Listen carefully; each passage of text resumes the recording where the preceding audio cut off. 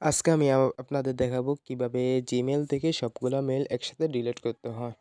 আমাদের অনেকেরই জিমেইলে অতিরিক্ত মেইল জমা হয়ে স্টোরেজ ফুল হয়ে যায়। যার ফলে আমরা কোনো মেইল আদান-প্রদান করতে পারি না।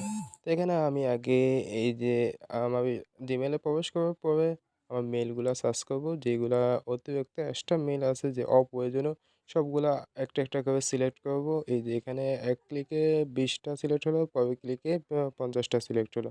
দেন এইভাবে পরেরগুলো আস্তে, আস্তে সিলেক্ট করব। এইখানে যতগুলা আছে সবগুলা একসাথে এরকম সিলেক্ট করা যাবে। সবগুলো একসাথে সিলেক্ট করে আমরা ডিলিট দিয়ে দিব। ডিলিট দিলেই ওকে হয়ে যাবে। আর এইভাবেই আমরা আমাদের জিমেইলের মেইলগুলা সম্পূর্ণ ক্লিয়ার করতে পারি এবং স্টোরেজ আ স্টোরেজ ফাঁকা রাখতে পারি। নতুবা আমাদের স্টোরেজ ফুল হয়ে যাবে। এই যে দেখেন ২৫০ টা আমি এখানে ২৫০ টা সিলেক্ট করা হলো।